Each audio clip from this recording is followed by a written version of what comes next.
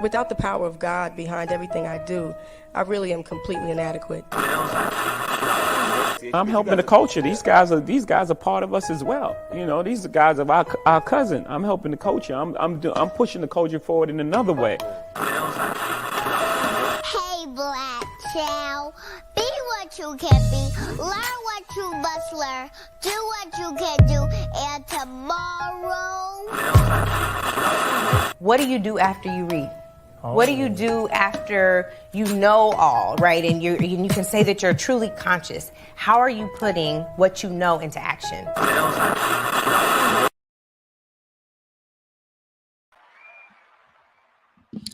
Hey.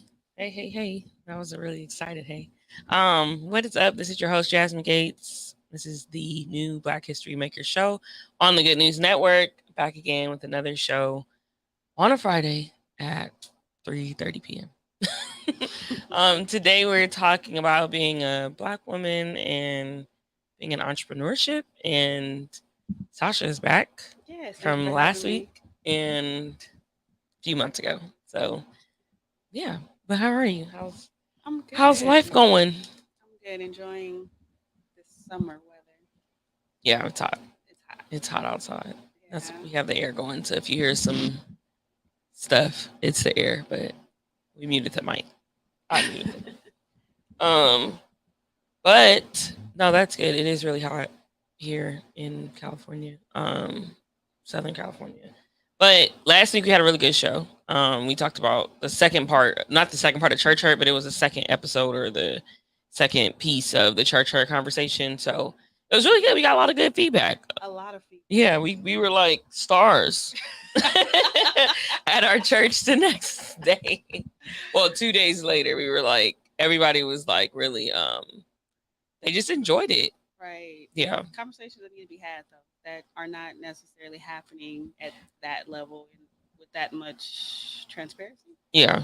And I think that was it. Like, we just got a lot of conversations about people saying like, oh, I never had this type of freedom or never really experienced this kind of freedom, or, you guys being able to talk about it in such a like positive space or healthy space. They were just like, they felt cool about it. It was definitely a good episode to do. I think the Baptist thing was like this. People were like, yeah, or Baptist people were like, that's what y'all think about us. Kind of like what Kara was saying. But okay, let's be honest. This is a conversation that's been going on for generations and yeah. generations, right? Mm-hmm. So it's something that's known, probably something that's not said, right? Or something that's thought. Because it's kind of like we were taught this silently. Mm-hmm. They didn't tell us like, oh, Baptists aren't this or Baptists are not that. Right. But the way they spoke of them was not necessarily the most positive light, especially in comparison to our church. Yeah. So it just gave you this thought of like, oh, y'all not for real, or y'all not saved. Y'all not saved for real, or y'all, that doctrine of once saved, always saved. Yeah. And that's not true. Well, we know. Yeah. We visit a Baptist church. We visit all churches. Not all, but we. It's not real, but these are conversations and mindsets that need to be talked about, and especially among generations. That we had you had a comment by a pastor about having this conversation with her generation, and I think that's really, really big, especially as transparent as a conversation went, as raw as a conversation went. Yeah. And I think it just speaks to the fact of like, we're not essentially new to this concept. We're not new to the faith. We're not, as people would like to say, babes in Christ or whatever. And I think that shows, one, because of the type of conversation we're able to have, and then also the experiences that we're able to speak to. Like, not all of our experiences in the church are good, but we still, church takes up a good part of our life. Like church and relationship, with God and whatever, like that fuels a good part of our life. So I think that's a piece of it too, because some people, when you're too authentic, we talk about it, but people be thinking that you're not claiming, right? You don't know the Father, right? Yeah, because people, a lot of times church people have this idea where you are supposed to be super meek, super timid, not speak about certain things, not bring certain things up, not have certain conversations because it's polite or it's nice. Right. And that's not real. And I mean, that's where a lot of issues come in. A lot of things get swept under the rug. Forgiveness doesn't take place because hard conversations aren't had. So yeah. Yeah. It's a tough conversation, but I mean, I hope, like, you know, shout out to Pastor Latanya because I was the one that reached out. So, I mean, I hope we can have those conversations with the other generation. I think we had, I mean, essentially everybody that reached out to us or everyone that said something at our church that next Sunday was of a different generation than we're a part of. So it's one of those things, like, I hope, you know, we can get to a point of having the conversations. And I was telling, like, First Lady, or somebody, it wasn't even First Lady, I don't know who I was talking to. Sister Renee. I was telling Sister Renee, like, we also are, there's work that we need to do to make sure that we're not doing it to the younger generation, you know, Right. or in whatever capacity. Like, of course, it's not going to look like what our grandparents did, but like, just being able to say, like, hey, I still know how this feels, and I'm going to make sure, like, you and your, you know, as a teenager or in your 20s, I'm not like putting this same kind of situation like on you. So it's a lot of work. It's a lot of work, a lot of unprogramming and mindset change. It's a lot of dismantling. I'm like, I mean, because we grew up in a legalistic environment where, you know, you're taught that legalism, you're not, I mean, they don't say it, but legalism is the way, you know, and then you realize, like, okay, it's not a legalistic thing. And you have to go and dismantle all of that. Like, I'm like, even as much as I've dismantled and as much as I don't want to say rebelled, but been able to like rectify certain things, I'm still like. Yeah. Well, for me, you know, it's come down to, is it Bible? You know, is it in the book? Is it in the book? And not only that, but is it, you know, am I extending grace here? Even with myself, I think that was a big thing for me. Not even, you know, extending grace to myself, being hard on myself, having a lot of guilt because we're kind of, without being taught, your fear is kind of taught to you, and guilt is kind of taught to you if you mess up or if you miss the mark. Missing the mark was really big, and you know, understanding grace. And I'm human. I'm not perfect. Right. Yeah. And not acting like I'm perfect. Yeah, because that's the thing, and we talked about it. But yeah, it's just a lot. But doing the work, and I think that's the part that people see, like, above anything else. I think people. I mean, I mean, if somebody did have a negative perception of the conversation, they didn't tell me. It wasn't shared. It wasn't shared. But I mean, those are. If I always want to talk to people who feel like things are different or that think differently than me. Negative feedback, but we got other feedback. Like, even First Lady, you know, shared a little bit of how she was, her upbringing wasn't as strict as ours. Yeah. And how her leader made it make sense for her. You know. Yeah. So we got a lot of feedback, even different perspectives of people who grew up in the same organization as us. But I think it's really big that the other generation has reached out. Like, I think it's really big because they didn't have space to have these conversations with the generation before them. Oh, you know? No. They didn't They would have have put us on the altar the next Sunday. This was like, they would have drug us 10 years ago, 15 years ago. They would have been like, what was that she was doing on the book? On the book face. That's what my grandma called it. But I think it's wonderful that they're open to listen, receive, and have the conversation, you know, without saying or even looking at it as you're wrong or you're not in order. And I think it's eye-opening because, like I said, a lot of them did not have this space to have these type of conversations. We were a do as you're taught type of people. Right. Yep. Do as you're taught. And yeah, it's it. Because I feel like in the church, they would point the finger at or say that the parents that were outside of the church that were like, do as I say and not as I do. Like, they would point the finger at them and be like, that's not how you parent. But we were talking about in the car, like, that's a lot of what it was. We just didn't see what you were doing. Right. To know that you were doing something that was like against the teaching or whatever. Weren't, or it was shielded from us. Because where I grew up, my grandmother knew a lot that was going on. But she shielded me from it just out of, you know, respect. And she didn't want my view to be tainted, even though she didn't share the experiences. Right. But her sharing the experiences would have gave me a little bit more knowledge and insight to as I grew to make better, you know, to make decisions and know what to look for in certain things. So that shielding, that protecting wasn't always protecting. But yeah, there was a lot, as we know, as everybody knows. I think that's why people have a lot of distaste for the church, because there's a lot of things that go on, unfortunately, just like anywhere else, but because it's the church, it's held to that higher standard, which it should be. Right. Yeah. It's a lot. So I'm hoping that we can have more conversations. I think we started it off with church hurt because, I mean, as you guys know, like the show is not necessarily a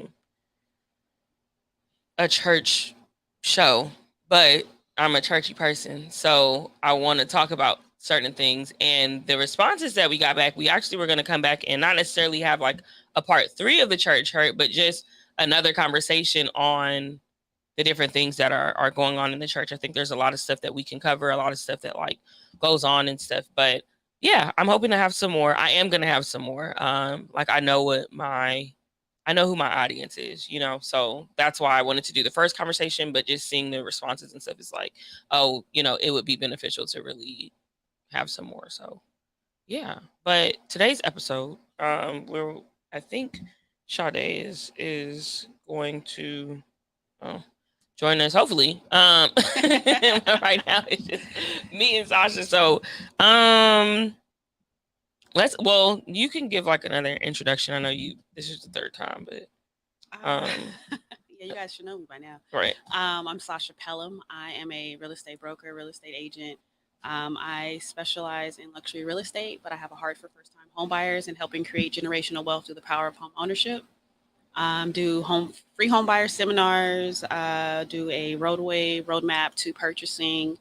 Also a little bit in refi, dibble a little bit in refis. I do a lot, anything that has to do with selling, buying a house, wanting to buy a house. Now, unfortunately, I don't do leases, but yeah, as far as purchasing property, and also, you know, a part of the campaign of Do Not Sell Your Grandmother's House, where we try to stand against letting our properties go, because, I mean, there's a big payout in selling a property, but once you get that lump sum, where are you going to be able to go? Number one, a lot of times that property is paid off, and the only thing left is property taxes. You just need to educate yourself on how to maintain a property. And then number 3, once you move or sell that property, the chances of you being able to buy in that same neighborhood is like, the chances go down to probably like 15% because of how high value rises in California for property. So if you have a house in your family and it's in danger of being lost, foreclosed, property taxes, feel free to give me a call. I would love to help save it. Don't sell it. Foreclosure is not the answer. Save the house. Save the house. I mean, because what you're going to sell for, somebody's going to put some money into it, flip it, and possibly make double. Right. And if you consider keeping it, you always have a place to go home to. You have equity. You have money on hand. There's so many more benefits to keeping that property versus then selling that property. Right. Well, that's good stuff. You want to give them your number? Or not? We could put it at the Instagram and stuff in the. No, my number. Well, do you have like a Google number? No, I use my personal number. I don't mind. I mean, I handle all of my clients personally. So, you know, 562-348-6497. You know, it's always weird giving your phone number out because I don't call myself, so I tend to forget my phone number. But yeah, I don't forget my phone number. There's a lot of things that I do forget, but I don't. I forget my phone number. Yeah, but yeah, that's dope. But then also, how did you? I don't know if I've ever asked. Well, I know the answer, but like, how did you get into real estate? What was that because it's been 4 years? Yeah, it's been 4 years. So before I was in real estate, I was actually a banker for 7 years, from Wells Fargo to Citibank. And I handled loans and lines of credit, of course, regular accounts and things like that. I realized, like, when you work for a certain institution, especially a very large institution, you're very limited in what you can do for people, especially our people, right? Their programs are not catered to us. Their systems are not catered to us. So stepping out of that, I had a friend that I worked with at a bank. He kind of challenged me to get my real estate license. He said, I think you'll be really good at it. I took a shot at it, and, you know, it's been great ever since. But it's so satisfying what I'm able to do in helping people purchase property, and people that never thought they would be able to purchase property, and get them from their first property to actually building a portfolio to where they have investment properties, to where they have rental properties. Now they have income coming in, and they're able to expand. Like, I had one family that they did 4 houses with me in 2 years. And they're able to create wealth. They're able to. My partner had a client who had a property. He pulled equity out, and he was able to put his daughter through college. So once we explain the benefits and show them how it's possible, the doors it opens up for people is amazing, especially people of color, because we don't know what we're able to do, and we're so far behind in that wealth gap. Purchasing property, building equity shortens that gap. It helps you get ahead a little bit faster. It gives you a forced savings. By paying your mortgage, you're gaining equity, which is a forced savings, right? You're able to pull it out if need be. You always have a place to call home. Statistically, kids who will grow up in a home that's owned by their parents are more likely to go to college and graduate because of the stability, because of the forced saving, because of just, the peace of mind that it gives. It offers so many other things besides just 4 walls and a couple of doors. Right. That's good. The point about the statistics behind that. People be like, that's not getting into like if it's a 2-parent household or if it's marriage, but I would think that typically, especially in like today's economy, if you are in a home, you probably are doing some type of 2-parent type of situation. No, most people are buying single. The majority of our clients in our partnership have been single women with kids. Not all have kids, but most are single with children. I've had maybe a couple of married couples, to be honest, but the majority are single Black women, are single parents, and they pull out of their 401ks, borrow from themselves, pay it back, because realistically in this lifetime your 401k is not going to do you much good when you come time to retire. So if need be, you can borrow against it, you pay yourself back, no interest, and you're able to utilize that to buy a house. And there's other avenues that you can go about. But like I had a client in 2020 that purchased a home for $440, and this year they're looking to sell, and the sale price on the property is over $600. So she gained $200,000 close to $200,000 of equity in 2 years, and she's now able to go from a 4-bedroom, 4-bath home to her forever property, which is going to be a little bit larger with a swimming pool. So it has opened up doors for her and her children. She testifies about the difference her kids have, not just being in the home, but being in a neighborhood. So it has a lot of benefit. Oh, that's good. Realtor talk. Are you going to start back doing your seminars? You've done some this year? The beginning, top of the year, yeah. I haven't done one. The market has been so up and down that it didn't really benefit buyers. They know if you go talk to a lender, interest rates are close to 6, opposed to where they were 2 years ago at 3. Let's talk about that real quick, y'all. So these interest rates were really low, 2020, 2021, because we were in a pandemic. That's not normal. They had to be historically low. So they are catching up and they're normal now. So let's, get out of the mindset of I want to wait till they drop again. The only reason why they dropped like that was because of the coronavirus. People could not go to work. They had to keep the economy going. So they had to keep people buying homes. And to do that, the interest rates had to drop. Now, it's that turning around. We don't see that. Now we do see houses leveling out, sitting a little bit longer, prices coming down, inventory going up. So that's good. But we got to be wise with this interest rate, because if you're able to purchase a house, you should purchase a house, because you can always refi when interest rates go back down. But you can't always buy as interest rates go up and prices of homes go up. You know what I mean? So it's wise to do it when you can do it, because there's going to come a time when you can't do it if you're not already in the game. And then what would be like some? Well, I feel like I've heard you say a lot of stuff, but I guess just like myths, because often when I hear you talking to people, they're always shocked at like the information that you have. So like myths that people that are trying to go and buy homes, or people that are sitting feeling like I can't buy a home right now, because even when we were talking to Carl, he was like, wow, we could have been did this, so like what are just a few of those? You need a crazy amount of money in the bank. People think you need $50,000-$60,000 in the bank to buy a property, and that's not absolutely true. Of course, it depends on the property. It depends on what you qualify for, but you can get into a property for 3% of the purchase price, 3.5% of the purchase price lenders are still getting down payment assistance and loan assistance on making that, right? But in Carl's situation, like our young adult pastor, him and his family they just purchased a home and they're getting it built from the ground up. And when they actually ran the numbers to see what was doable, it was very shocking because they had went and sat with somebody else that told them they needed a certain amount. Now, to make it easy on your realtor and to make it easy on yourself, possibly you might need a certain amount of money in the bank, right? But the best way to do it is sit down with a realtor that knows what they're doing, that's actually active in the market. Sit down with a lender and talk to them and say, hey, this is what I have. What do I need for down payment and closing? Because it's usually a lot less than you think. There's assistance out there. And depending on the type of job you have, there's programs for you, right? So nurses, teachers, certain occupations get certain type of programs. So you don't know until you know. Right. And I think the biggest thing for people of color is they listen to people without educating themselves, without talking to an actual professional. That's good. And I always, even when you come talk to me, and if I recommend you to my lender, I always suggest, hey, talk to 2 or 3 lenders because they're going to have different things to offer you. Right. One person might be able to give you a better interest rate. Another person might be able to offer you a program. So shop around and get the best information for you and then go that way. I would say don't listen to family and friends because this is a market that's ever changing.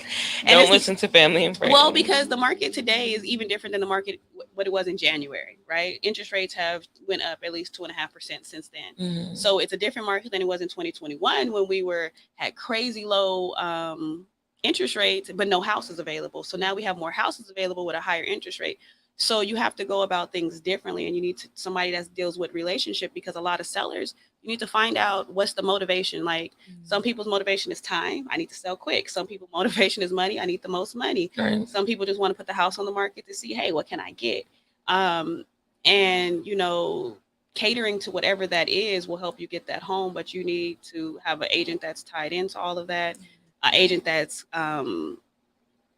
very wise in the market, and then a lender that is going to be sure that everything's good to go when it's time to go. So not only do you know how much you qualify for, but how much do you want to pay per month? Because just because you qualify for something don't mean you want to pay that payment monthly, right? Right. So make sure the payment scenarios together, all that, and then just go out and submit as many offers as possible. And then cast a wide net. Do you guys typically work with, like, is there lenders that you have relationships with that you usually like do a lot of your deals with, or is it kind of based on? Absolutely. Because I mean, like I said, just like as we know, everybody that say they can do something don't always perform. Right. So I work with people that have proven that what they say is what it is. And as what they say in their words is the same on paper. We have no issues, because the last thing you want to do as a realtor is have a client and have their dreams up and you're ready to go purchase a home and then the loan's no good. Right. I've had a few situations where people have used their own lenders, which is fine. But come time to close, the numbers are wrong. Something was off. When it gets to underwriting, it's like, oh, we can't do this. So I have 3 lenders that I use that have never failed, never lost a loan with me. And I say that because it's big. This is, for a lot of people, this is one of the largest purchases they'll ever make. Right. And it's one of the hardest decisions. And you don't want to fail them and you don't want them to fall short. Yeah. So I give out 2 numbers. I always tell people, go talk to your bank, because you already have a relationship with them. So they're going to have your credit score. They're going to know how much you make. They're going to know how much you spend. They should know your debt to income ratio. So they should have a quote for you. If you have a credit union, absolutely talk to your credit union. Credit unions are amazing. They really tend to their members. Okay. And then go with what you're most comfortable with. Don't feel no pressure, whoever makes you feel most comfortable and has the best situation for your situation, because everybody's scenario is going to be different. Right. Absolutely go with that. And, again, when you're in that process, trust the professionals. Don't necessarily, I understand, like, a lot of friends and family step in, but it makes it a little more difficult because you need to be sure in your answer and not necessarily confident in somebody else's, because you have to live there. You have to make this mortgage payment. Right. That's real. But we're going to go on a break in a little bit. We'll get into, I guess, just more of like the personal aspects between being Black women in business for ourselves and the ups and downs of that. Because, I mean, even with like all the information, it's like a completely different other side of actually being the person running the business. And I'm pretty sure like ins and outs, because real estate is, I mean, I mean, you can correct me if I'm wrong, but predominantly like what a white man's game. So we're slowly, creeping in. You see more of us, Mhm. especially because my office is in Beverly Hills. So right. especially there, Mhm.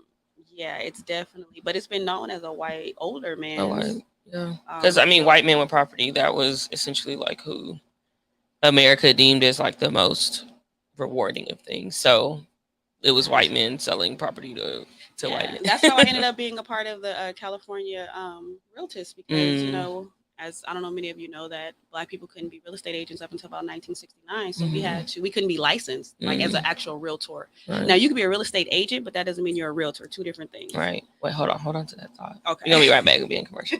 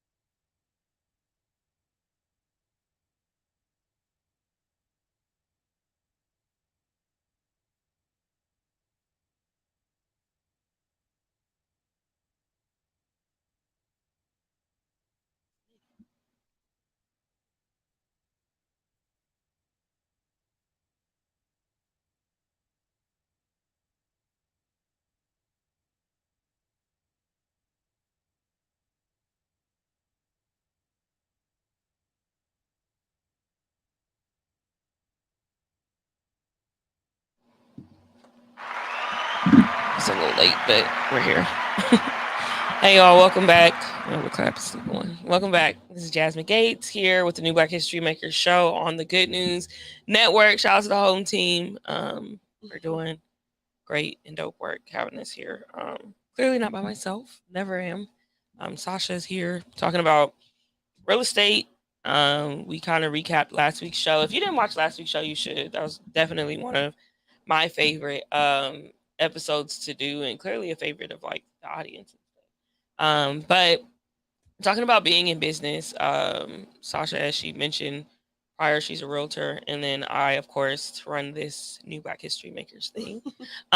So there's a lot that goes into it. I don't think I pay attention to it a lot because, I mean, maybe you can like share your perspective too, but because it is my life, it's just I just get through it, like do whatever. But I don't really pay attention to like the nuances or just the different types of experiences until I'm sitting down and I'm like, oh, that would be different. Or I'm talking to like a man or something and he's like, oh, he doesn't deal with that. or I'm seeing a man be treated differently.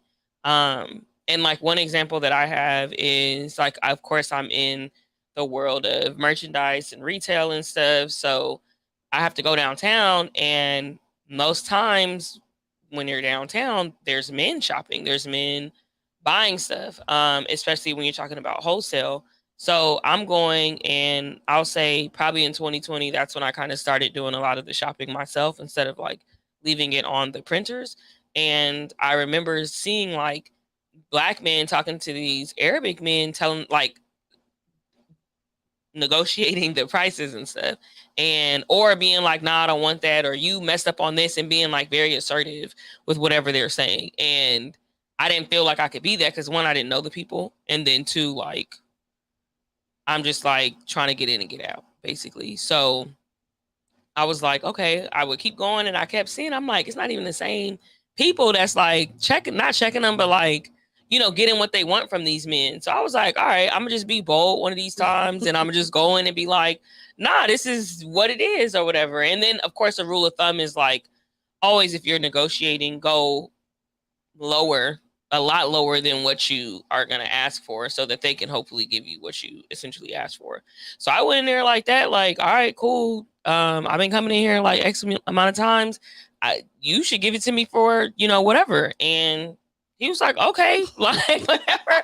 So I'm thinking like, all right. And I think he may have given me like some pushback at first. And then I kind of like pushed back as well. Like, I've been coming in here, X amount of times, but it ended up working. And then it got to the point where I was seeing other women come in and them charging, like, let's say if I'm getting a print, they downtown sometimes charge $5 for like a one color type of situation. Now they were charging me under $4. So I was paying like $3.25, $3.50. But I would see other women come in and they would charge them $5. So it got to that point where I was like starting to see like, oh, now I'm on, this other side.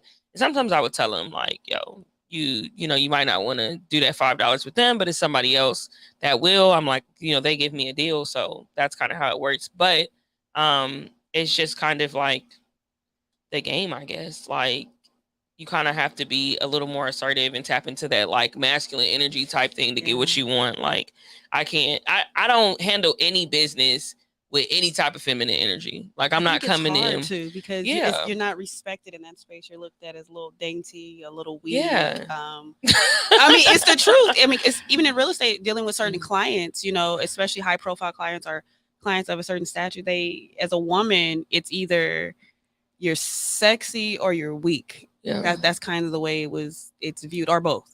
So you sexy and weak. I mean, because the way men would brush up on me, it's like, oh, this is more of an attraction thing than a business transaction for you.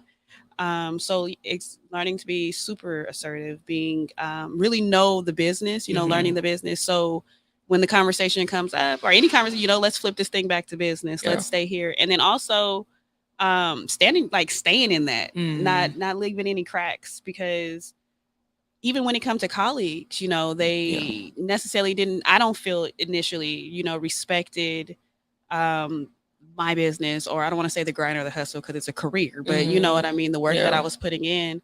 And then when deals start rolling in, when they start seeing certain things, then it's like, oh, but then in the private conversations, certain conversations would come up, or they would treat you a certain way. And it's like, and in talking to other female realtors, it's like, unfortunately, we get a lot of calls that are not business calls. Like, I have clients that'll call. Yeah. Let's do this. Let's talk business. And you go to dinner, and it's dinner. And it's like, would you do this to a man? Right. Would you waste his time? Would you take them out to dinner? Right. Or would you just waste his time? When I'm telling you, like, okay, if this is business, let's do business. But, and with agents on the other side of a deal, in negotiating, I've had a lot of realtors on the other side really try to work me and kind of, work my client because, or maybe you don't know, or maybe it's because you're a woman, or maybe because you're a Black woman in this field, that automatically gets you looked at almost as less, or not knowing as much, or less qualified. Right. Yeah. And that's interesting too, because I know with me, so doing a lot of like vending and stuff, or just being out in the community, I'm I know I'm very laid back, and I don't like to put myself out as like, oh, the founder of New Black History Makers. Like, if you find out, then you find out, or if you ask me what I do, you know, whatever. But I know that I carry myself in a mirror, and I don't like to say humble, but it's very chill. So people will come into my booth and be like, "Is this your booth?" Or like, "Is this your business?" Or they'll make comments like, "Who's the founder?" And I'm like, "It's me." And they're like, "Oh." Like, it's just a weird interaction. And I was talking to somebody and they were like, well, maybe they think, you know, a man runs it, or I don't know. That's the comments that I've gotten. Like, maybe they think like a man runs it. And I'm like, well, is it that women can't run a business like this? Or is it that it looks so to a way, like a way to people that they feel like only a man could do this. Yeah. And it's always weird to me when people come up, because I get it a lot. And I'm like, do I not look like should I be in a suit? Or like I'm bending, like, you know, should I be, you know, I don't know, but I get weird responses. Or people will ask like, oh, are you the only person, you know, that's behind this? Or, you know, do you do this by yourself? Or how did you start this? Like, people that know me are like, is it just you? And I'm like, you know, it's just me. Have you seen anybody else? Right. Like, you've seen it grow and whatever, but I don't know if it's a thing of them thinking that like women cannot build, or like unconscious, like it's a subconscious thing, because it's, you know, like, oh, you don't have a partner, or you did this. Even if you have a partner, like that doesn't mean I'm not holding up my part, or I'm not, or like I'm not producing. But it's just an interesting response that I get. Like, people just, I don't know, I guess, I don't know, people just are not used to seeing women run businesses, and maybe because it's not thing. Maybe that's a thing too. Because people think I'm really young. Why did you? Because I forgot we were on camera. Like, people think I'm really young. I'm young, but I'm not as young as people think, right? So on site, they're like, especially when it came to my seminars and things like that. Like, what do you know? How old are you? And I'm like, well, first off, I'm over 30, so we can leave it there. We can leave it there. But I think a lot of people, the age, gender as well. And I mean, you know, so you're young. So they possibly think how I'm supposed to be out there partying. Hot girl. City girl summer. City girl. Because I don't want to say hot girl, because I don't mind a hot girl summer. Right. City girl. They think I'm out there city girling. But yeah, it's an interesting thing. And I think even too, like I was saying earlier, like I don't handle any business with any type of like feminine, you know, energy. And I have to be very like aggressive in a way and very assertive when I'm moving. And I think also because there is a young factor. And then I'm not coming in on no like super business type energy. You know, I'm coming in like, yo, I'm push Black people, and that's what I'm here to do. And if you not chill like that, then I don't know what to tell you. If you're not chill like the way I'm trying to be chill, then I don't know what to tell you. But it's just an interesting thing. And I think also another thing too is like people treating you away because you're not like putting yourself out there. And then when they realize who you are, then being like, oh, I want to be all up under you, or I want to get from you. And I'm like, I hate it, because I'm like, I treat people regular. But we had a conversation about this with about a person not valuing who people based until they know who they are or the value that they carry. Yeah. And it's like my occupation, my career, what I drive, who we know shouldn't determine that. Yeah. But we've seen it in church and in business. Yeah. And I think that's more of a people issue than a, you know. Yeah, and it's a lot of people. It's a lot of people who knew me in a space, and I mean, I don't know how they came into the knowledge of me being the founder of New Black History Makers, but like didn't really treat me well, and I put you in a category. Once you something with me, Bless then your heart.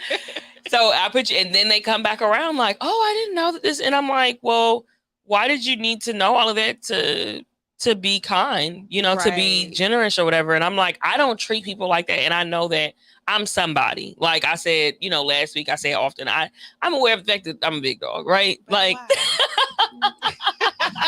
I'm aware of that fact. However, I don't ever want to make somebody feel like they can't sit in my presence or make them feel like they're belittled or anything like that. So that's something that I deal with too. And I know it's because I just carry myself in a very like, you can't, I mean, outside of me wearing the merch, but like, I'm just not about to walk up to you and expose the fact that I run a business. And you've probably seen it before if you're in LA. So it's like, I'm not about to be that person. Merch before I knew you.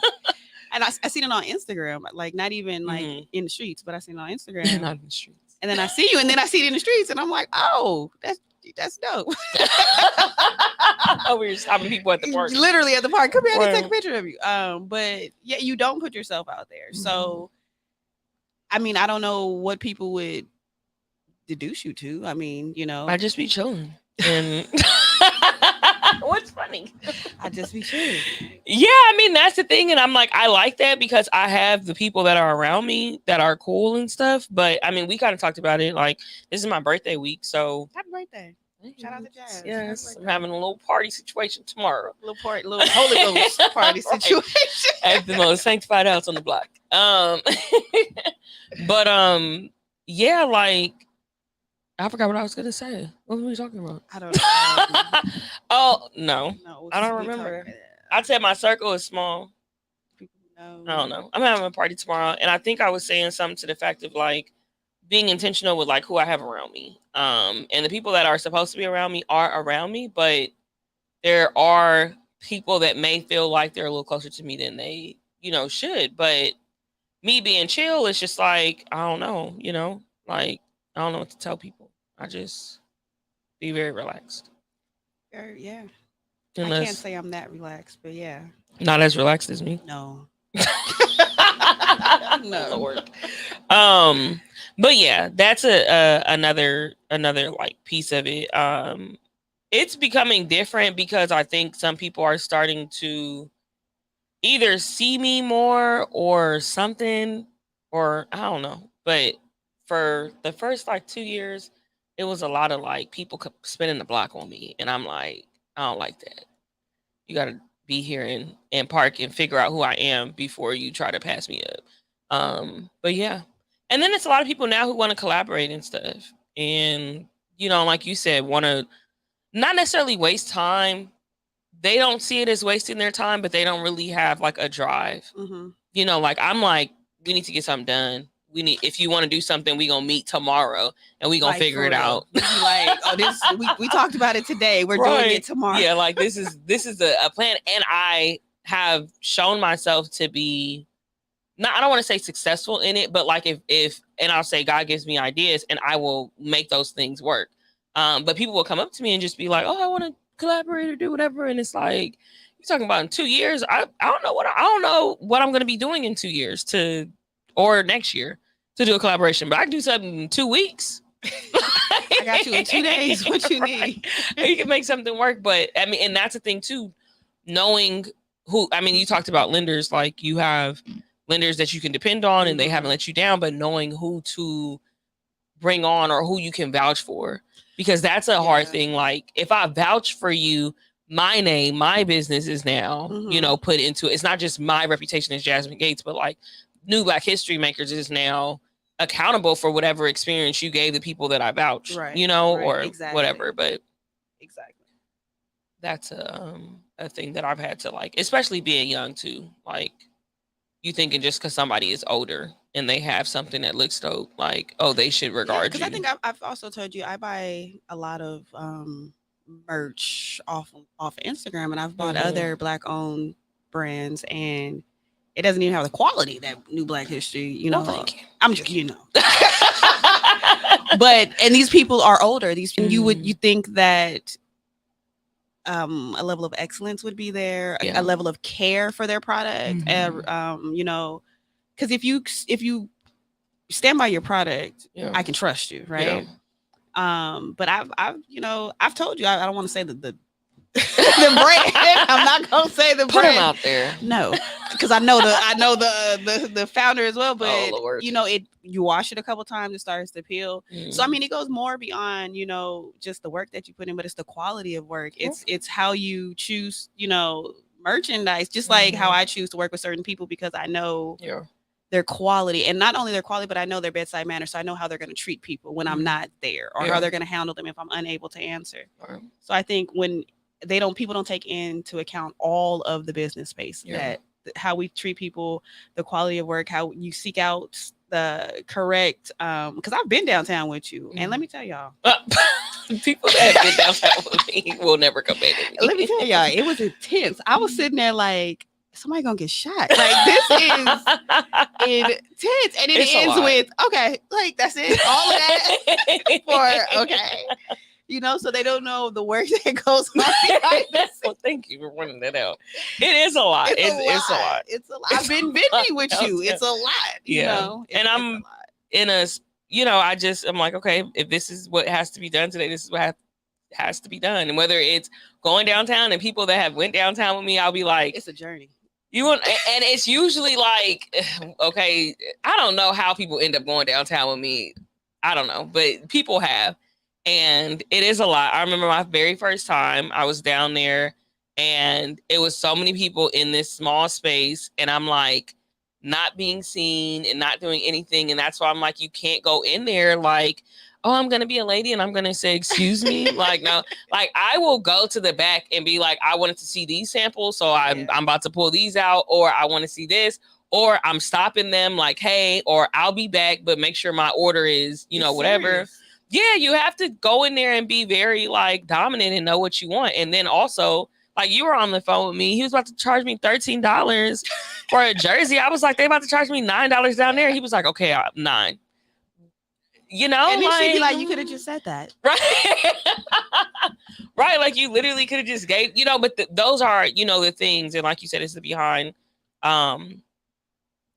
closed doors, or what people don't see, so that you can get this shirt that you like, right? Or that, so that I don't have to charge you $70 for a t-shirt. Like, I'm arguing that on this end so that my prices can stay somewhat the same on the front end. But I think it's the thing too, where like I've heard you kind of calling out like people that either got numbers wrong on certain things, or like you being like, okay, I'm gonna have to go and not report you, but like at least leave a comment or something, or call their higher ups and say like, hey, this wasn't done right. Or you actually going in and like correcting whatever wrongs are being done. I will pull up to escrow. I will pull up because in my field of work, it's emails or phone calls, text messages, and that's an easy ignorance, right? You don't have to, right?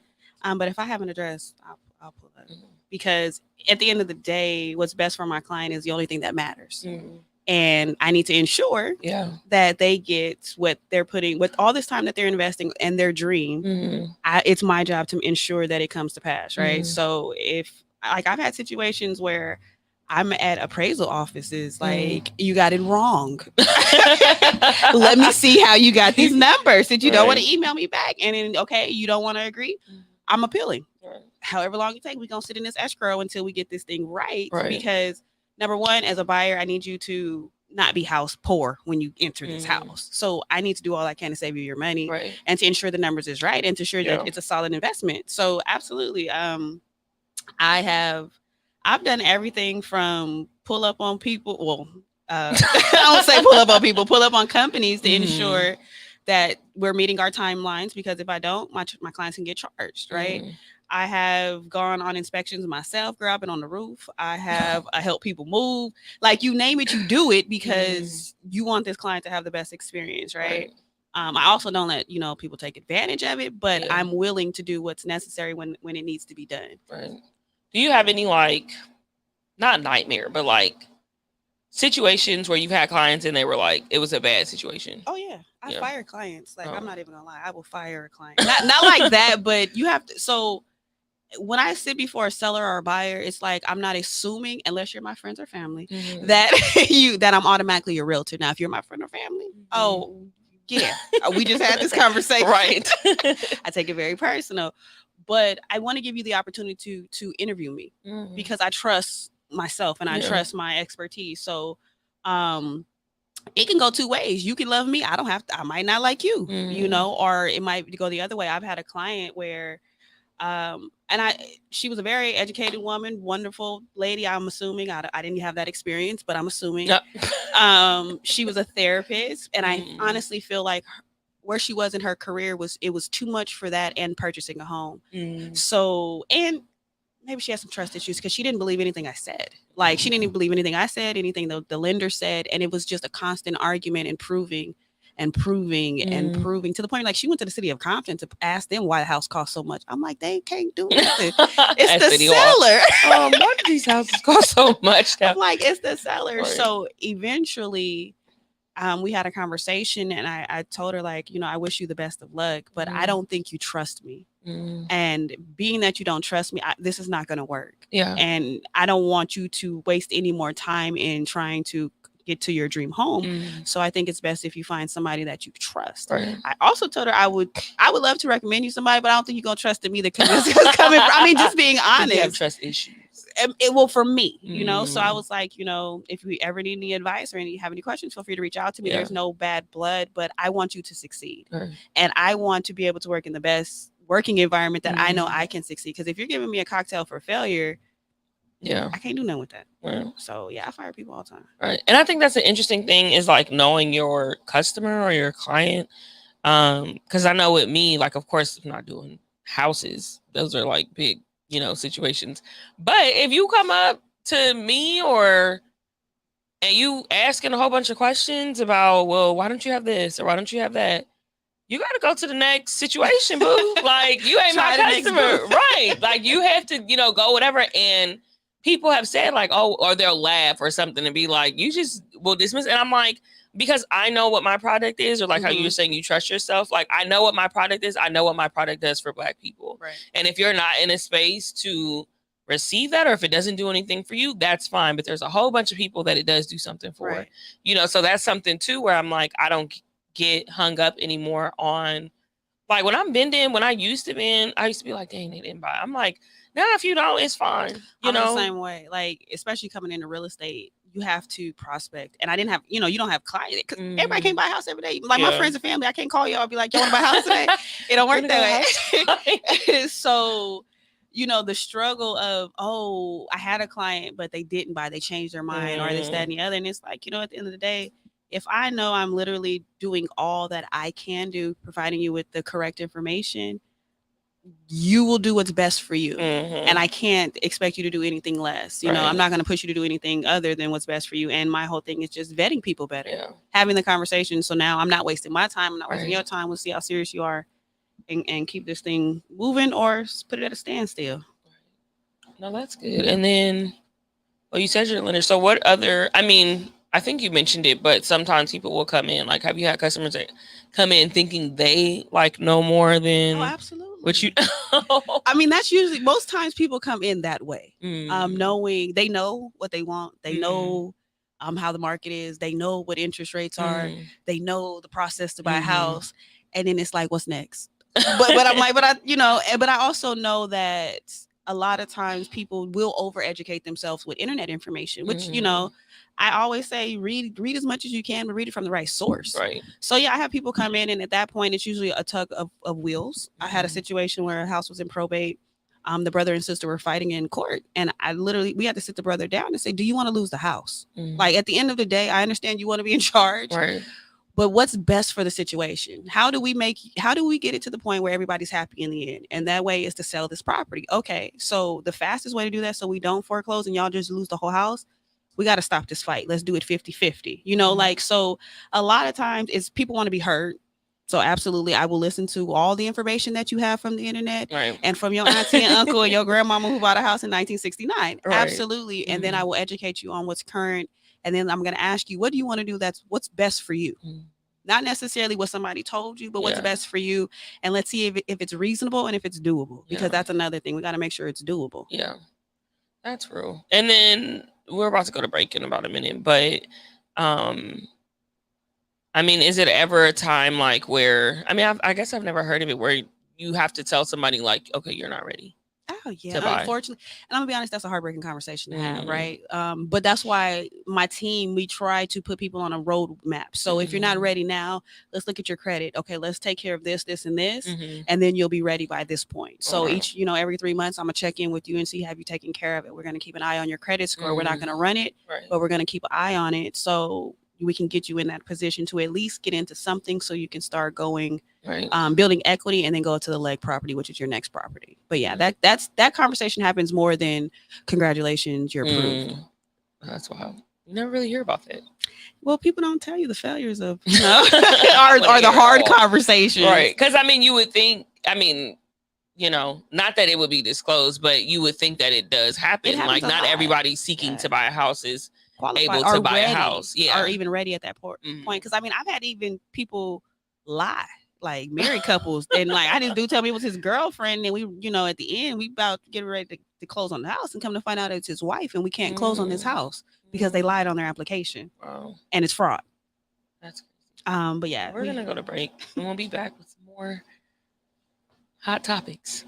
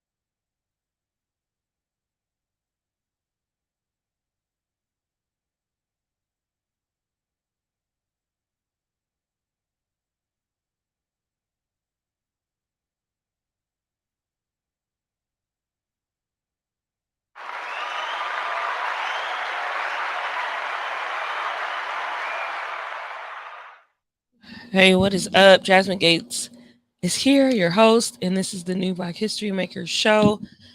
I am with Sasha Pellum, and we are talking about being Black women in entrepreneurship, and running our own. I mean, that's what entrepreneurship is, running our own businesses. But that, and just like the ups and downs of it, and the different reactions or things that we get from other people. I forgot what we were talking about before we went on break, but I know we were talking a little bit about you having to have that conversation with people, like, you're not ready to buy a home. Yeah, that happens. Like I said, more so than Unfortunately, people being in a position to purchase. Do people be mad? Do they start crying or? No, I've never had anybody cry on me. I'm not ready. No, it is disappointing, but it's not like I leave them with, oh, you just came by. Bye, you know. Get out of here. But I usually give them a couple solutions to get there. And then just check in and see if they're ready. Now, I mean, it also depends how serious they are, right? Because if you say you're ready to buy a house and then we give you a couple options or a roadmap to do it and you're not serious or you're not doing it, I'm not going to call you. Like, I'm going to call you a couple times. After that, it's like, okay, when you're serious, you'll give us a call back. Right. But, yeah. Yeah, that's interesting. I don't have any moments of like letting people down. You've had nobody come and like mess up the merch while you're vending? No, I have had a guy. I mean, I don't know if it's business related or not, but I was setting down. I think it was Juneteenth last year. And I was setting down and he decided to come over and help me. I don't know if he was drinking a little bit or whatever, but he was just throwing stuff in my car. And I'm like, regardless of what people think, right now it's stuff just thrown in there. But regardless of what people think, stuff has to go in there a certain way. So him just wow. It does for everything to fit. So sometimes on the top it may look away, but all the big pieces are in a place. All the tables are in a place. It's funny because they've never seen your car, but anybody who has seen her car. Right now it's a lot. We got birthday stuff and vending, merch and whatever. Canopies and stools and no stools. I think I took the stool out, but on a regular day. No, not on a regular day. My car was empty with the seat up in the back for a long time. Seat. What's that? No, I have not got it. You laid down in my back seat. I didn't lay all the way down. I laid in the single. No, my back seat was up until Juneteenth. I don't remember. For some months. I don't vend. I mean, I've been vending this summer, but I didn't. Possibly. Okay. No, my back seat was up. I think I laid down and said I was proud of you or something like that. Yeah, it was up it was up literally until the week before Juneteenth. Yeah, which was last month. But anyways, he just started throwing my stuff in my car. And I was like, can you stop? He was like, no, I do this. You don't do this in my car. With my merch. Right. And he kept trying. And I'm sitting there like, I love black men. So I deal with them accordingly. And I'm sitting there and I'm not trying to be like this irritated person, but I'm like, so I asked him, then he's still like, oh no, I know how to do this. So I asked him again, can you stop, please? And he's like, I know how to do this. And I'm like, I'm about to go off on you. I'm gonna need you to stop. And he was like, oh no. And I'm like, yeah, it's getting real crazy over here. Like, what? But I don't know if he just and I think we had this conversation too, where I was telling you, like, sometimes men feel like they know a little more, or they're raised the right way, right? Or they can be like assertive in certain spaces, and it's like you have to know when you can be assertive and when you can't. And I think also because I run my business and I know how I like things, regardless if it's my car or me going downtown or whatever. Like, don't think that you're more experienced in an area that I've been working in, for the past 4 or 5 years. Like, I know what I'm doing. Right. But you coming in trying to sit up here and tell me, like, granted, that was something small, but I've dealt with that with men and had to break it down. Like, nah, that ain't the way. Like, let me put you on some game because I ran into errors with that. We talked about yesterday. We talk all the time. We do. One of these days, sometime this week, how people show up or do things for people the way they want to instead of the way it needs to be done. Yeah. Like people show up and they'll do something for you or be there for you, but they're going to do it the way they want to versus the way you need it or the way you prefer it to be done, and yeah, it's a thing. And, I've had to deal with that too. Just people thinking like they know more than me or people giving their opinions. Yeah, I get a lot of, especially at open houses.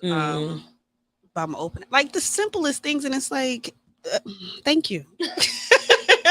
Thank you for that. I mean, stuff even down as far as down to like how the open house signs are placed. It's like, you found the house, right? Okay, that's all that matters. Like, you got here, So I think other people, but I think people don't realize that they're doing it sometimes. Because people, something so small will come and be like, oh, like some older lady was like, you need to have some earth tones. And I have like greens, right? I had like a tie-dye. Right. She was like, you need to have earth tones because us older people don't. And I'm like, boo, yeah, older people is not my target audience. Like, wow. I mean, then also I was like, older people have purchased, but sis, I'm not trying to see what the grandmas are wearing with that. Like, if the grandmas come shop, they do, but I know my target audience. Right.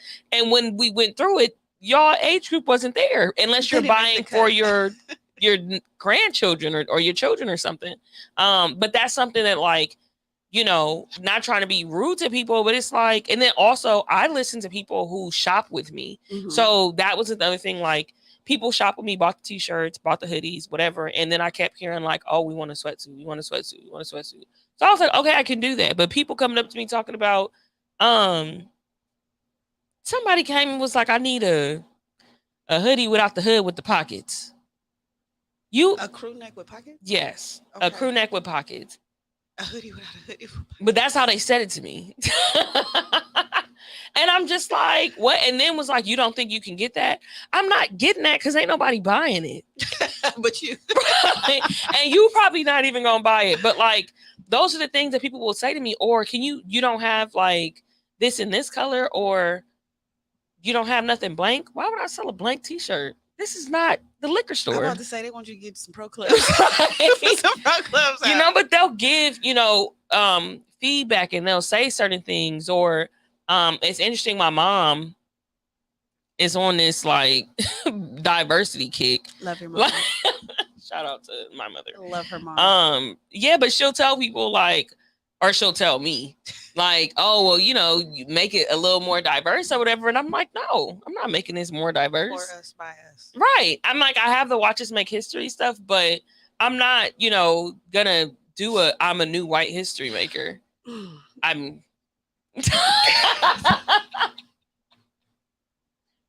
Why would I do that? But I'm just saying, you know, like, people will give, and I'm not saying my mom, but I'm just saying people will give perspectives on stuff and not know what it is that you're trying to do, or see what you're trying to do, and they're like, well, it doesn't make sense. Like, somebody was like, well, what about if you go, you know, to other parts of the world? And I'm like, I don't know if you know what Black people are everywhere. And if I go, don't change, and I'm a new Black history maker. Right. And I'm like trying to sell, like, you know, but people just don't think. And I think people will try to limit like your thoughts. I know even with me, because it was something that I was starting off with, like, I had just posted on Facebook maybe a few years ago. I was like, you know, people love to comment on my vision or what I'm doing, but don't want to support it. And then it was probably like 5 years ago that I wrote that. And then I quoted it because it came back up and was like, oh, they get in line, you know, eventually. Like, people literally were like, I don't know if you should do that, or is that going to make sense? But now it's like, all you can do is clap or go to the Box Hills Mall and go buy you a t-shirt. Like, that's all you can do, because you thought that my vision wasn't going to flourish into what it is. And now that it has, it's like, you got to get in line. And make a shirt. You got to get in line while I make history with the light bulb. We got to do branding. But in that, you know, it's just a testament. And like, if anybody's out there trying to start something, like, start it. People always ask me, well, how did you? And I'm like, I just did it. You know, I just jumped, got a lot of things wrong, still getting things wrong, right? But I got some things right as well. Right. So, I mean, it was the same. Like, I started this real estate thing because somebody challenged me, like, you should do it. Didn't really think I could. Studied, took the test, passed the first time, which a lot of people don't. And I was like, oh, well, it's up. Well, you know. And even in that, a lot of people, you should not leave the bank. You should stay at the bank. You should keep a secure income. And it's like, in doing that, would I have been able to put my all into this, you know, because you have that security, because you have that backup. Or listening to other people, it had grown the way it did in the first few years as fast as it did, you know. And it's like, people will limit you because of fear. Yeah. It's stuff that they would never do, or things they've considered doing that they didn't feel they were able to do. Right. Yeah. Fear is a real thing. And I mean, that's why, because even, I don't know if there are numbers with realtors and like them not going past a certain, you know, year or whatever, but I know for businesses or people starting off small, it's 5 years. You know, 5 years is the year where you drop off or, you know, you give it up. And I'm like, I even telling Keith, shout out to Keith, who's the owner of the studio. I was like, last year, I was like, it literally would not make sense for me to stop my business. And that was last year. Mm-hmm. So you would think this year, of course, it wouldn't make sense for in 5 years, the business to not have grown. Right. Like, it's just not foreseeable that I'm going to be like, you know what, I'm giving up new Black history makers when you look at the growth of what's happening and how it's growing. But a lot of people just don't make it. And I understand people's like skepticism, but big dogs. So. I mean, like for real estate, it's usually like between year 3 and 4, especially when in California, because we have an ever-changing market. My first 3 years, it was amazing. Last year, I had a car accident that kind of slowed me down. That kind of came into this year. I've never considered giving it up. I've considered, and I am expanding in other areas, right? So, learning more about loans and refis and how to run an escrow company and how to start a brokerage and things like that. So not only am I able to be the realtor, I can be the owner. And not only the owner, but own the escrow office. So when my clients get into escrow, they can come through me to go to escrow, you know? So it's not, you know, ever learning and then also expanding. So this year I slowed down on purchasing and selling homes, right? Because I realized in this market is changing. I know how to sell a house. I know how to get a buyer into a house. I know how to get a seller the most money for their property. I need to sharpen my tools in other areas. So I've decided to expand there so I can house all things and not be limited and have to depend on other spaces. Kind of like you and your press. Gotta be pressed.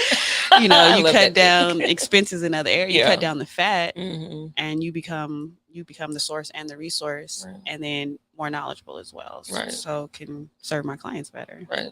And I think talking about that too, like expansion or, you know, becoming more in control of what you're doing. Yeah. So like she mentioned the heat press. So I bought a heat press, which basically cut my costs tremendously for when I'm doing prints. It cuts my turnaround time down. It also gives me the freedom to create in ways that I couldn't necessarily create before because I now control what the printing is and all of that.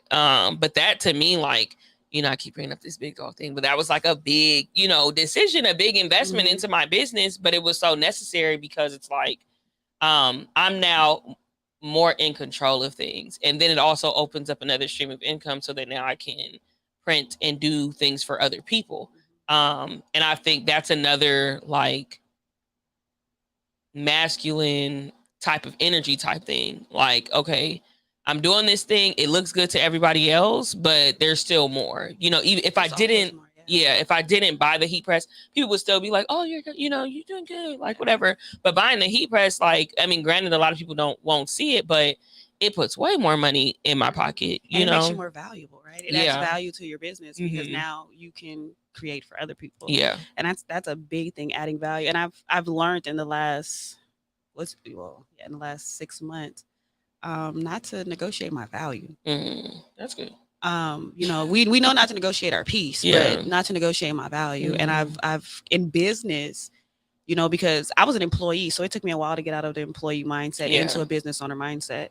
And in doing that, I did a lot of negotiating my value in places that I thought I needed to be or spaces I felt like I needed to be. Yeah. And then, you know, in growing and knowing and creating resources and connecting with people and having certain relationships, now I'm able to stand and not negotiate my value because I know what I bring to the table, and I can show you, and I have a record that proves it. You know, so that negotiating your value thing, because I think sometimes with me, like even when I'll say, so I started, of course I was doing merch or whatever. I mean, and you've seen the growth or whatever, but started doing merch. It was just my merch, and then started getting contracts to do merch for schools.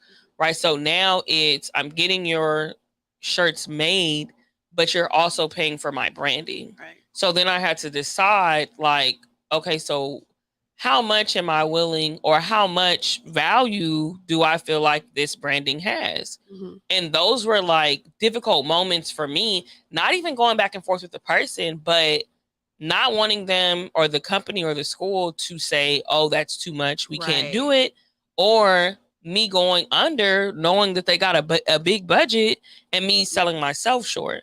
So there were a lot of moments, and I think I posted about it like on Instagram for one of the times where I went back and forth with, like, I'm sitting there making an invoice, like punching in the numbers, and I'm like, I really want to make this much off this deal, but it might be a little too high for the school. And I think I went with my highest. I mean, of course, not the highest that I could have charged, but I went with the higher of like the 3 options that I had. And I remember sending it and was just like, however, it took me a long time to just create the invoice. Then it took me a long time to send it. And then waiting for it to come back. And they responded, like, I probably sent it around like 8 at night.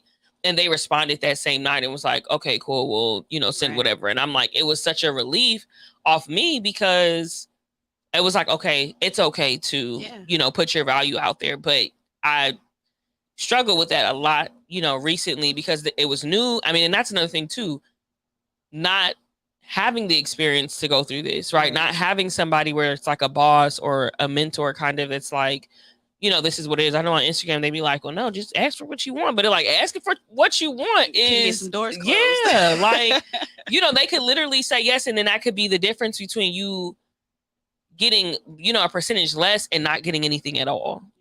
So, but then also realizing like what your product is or what you're offering, what your service is, and being like, no, I trust it. I trust that this is a good thing. And I know I give, I'm gonna show up. And if it's merch, if it's whatever, if I have to design it, like, I'm gonna produce good for you. But that was something like I was like in a strong, like a bind. Like, I just was like, oh my God, like, I don't know if this is the right move, so, but that was a confirmation for me. Like, ask for what you want. If they need to negotiate it, then you negotiate it. But I'm like, I had to learn that lesson, because it is about value. It's not about just like the price of the thing. So, and I think for women in business for themselves, it's really big for us not to negotiate our value, and to know what we bring and the service that we offer, and the blood, sweat, and tears and sleepless nights that come with it. And we should stand on that and be priced accordingly. Yeah. And it's different too when you're making your own prices as well. Yeah. So that was, a thing with me. But like, I'm getting ready to go into this new school year. And I think, like I was saying earlier, like, how can you keep growing, right? Like, okay, I'm in the mall, in 2 stores. I have this merch. It's cool. Came out with a new design, like, things are going right. But it's like, okay, so how can I keep growing? Me knowing school, I did well with the contracts in the beginning of the school year. It's summer now. I knew I was going to need some events or whatever, got that together. But now it's like, okay, now we're going back into school or whatever. So that's going to be like my focus or whatever during the fall. But now that I have the heat press, this is a different situation, right? So me doing 100-piece order and then having to front half the money to the Arabic men downtown. Look, okay, all right, they don't. well, the men that I've given them, the men that did the shirts were in fact Arabic. That's why I said that. I know, but me having to do that, it looks different now, because now I'm doing them. So that's a huge. If I'm getting over 100 shirts, that's a lot bigger of a bag, that I'm bringing in. But that's trying to challenge and get new things. And I know women have heat presses, but the men that the people that I know that have heat presses were men. And I got it because, like, it's 2, shout out to Keith, the founder, and his boy, Bruce. They both have heat presses, but they don't have clothing lines. They just have heat presses so that whenever they want to do merch for their like internal groups or their employees or whatever, they can do it themselves. And I usually like follow behind them with a lot of different stuff. So they were like, you need to get a heat press. Like, you need it more than we do. And then shout out to Keith too. I used his heat press once for an order, and I was going to pay him to use it. And he was like, nah, just keep the money and put it towards your heat press. And I was like, wow. Yeah. So shout out to Keith. Keith is, I love people Keith. Believe in you and steer you in ways to invest in yourself. Yeah. And give you the knowledge on how to invest in yourself. Right. And he's like, we don't sit and talk about like the business and stuff, but I watch him and clearly he has 3 studios and we're sitting in one. And he's going on year 6. And I watch him, and watching him, I put in where I can in my business, or his mentality is something that I follow too. Like he was like, we got into it about something and he was just like, leaders don't really have the opportunity to show their emotions. Like you shouldn't show your emotions to people because there are people following you. So if you're going to express it, you express, I felt this way in this moment, but they don't need to see you kind of In that say moment. like Kim Burrell. Kim Burrell. But he was just, he said that to me. We had gotten to a night, posted something. And he was just like, yo, you can discuss it, but your reaction shouldn't be public. No. And that was something that I learned from him. And he said it to me maybe in 2018. And it's something that I've like kept, like, your reactions don't need to be public, but I don't mind speaking about it and speaking about the fact that, I was in a low moment, or, I had a bad moment or whatever. But people invest in you is good. You invested in yourself and figuring that out. Even like my therapist, Mm-hmm. I was talking to her about her prices, Mm-hmm. because I felt like she was cheating herself. Mm-hmm. I'm like, Doc, what are we doing? I'm Right. no longer a patient, but when I was in the beginning of the year, I was like, I've been your patient for 3 years, and your price has been the same, and gas prices right now is. And she kind of shared how you share, like she didn't want to lose clients because times are hard. Mm-hmm. I'm like, but they still going to McDonald's and Javier. I see them. So McDonald's and Javier. They got kids and they like to find out. Right. No, but I mean, and it's like if it's important to you, you'll pay it, right? Mm-hmm. And if the service is good enough, the person's not going to have an issue paying it. Mm-hmm. So, and I'm like, if nothing else, maybe you need to hire clientele. But Right. I'm just kidding. But with her price change, and she didn't do much. She probably did like a $10 change, but it was heavy on her. And it was like, Doc, that $10, if nothing else, somebody can not go to Starbucks one week and make that $10 up to come to sit in their session. No, it's a lot, because even I changed the prices of my merch at the beginning of the year. But I came in $15 shirts, which is cheap. Yeah. But I came in knowing like, okay, I'm not Nike. Clearly, I don't have a big name behind it. And it's a movement that I want people to feel like they can be a part of. Starting with 15, the shirts actually were $12 when I started. The first shirts that I put out, they were 12 or 2 for 20. They weren't, and they also weren't they weren't the best quality either. But they were the I'm a new Black History Maker shirts. I just didn't know anything about I didn't know anything about anything. I printed up some shirts and was just like, but it was me having a hard time or thinking that people wouldn't want to. Right now, I think my shirts are 30 and up, or I'm selling almost up to my most expensive product is maybe 150, 170 on Melrose. So that was something that it took me a while. And the $150 product I was going to sell for $90. And somebody was like, no. Yeah. Yeah, they bad. No. So you have to make some changes. And I mean, as you know, like my cousin bought all of them. So right, he did. Your price, if the product is liked, and it's a good product, people will pay, people will buy. Yeah. So, and that's what I've learned. Like, people will buy, but that is something that I struggle with, going up on prices and stuff. I'm a little more comfortable now because I know that people will buy. But there's sometimes, like, literally when I have to put it into the website, I'm literally going back and forth, like, no, 70, 75, no. Like, when I'm making barcodes, like, I have really, like, went back and forth with myself, like, I don't know. But then if I put them on all of them, I'm like, I don't want to have to go back and change them. So I think that also comes down to, like, also trusting God. If he gives you a vision, if he gives you a word or, a revelation on something, and you move in that way, he's going to provide. He's going to bring the people, so it's more so the mindset of is it worth it? Right. Is this product valued? Is this product valued, enough for people to come out of pocket? Right. And operating and thinking like in a space of abundance and stuff too. That's a thing, or just knowing like, oh no, this is gonna, do what it's supposed to do. So yeah. Space of abundance. All the way there. But yeah, this one, it went by it was going by, well, it wasn't going by slow. I think I was just waiting to see if Sade was going to come. But anything you want to leave with the people?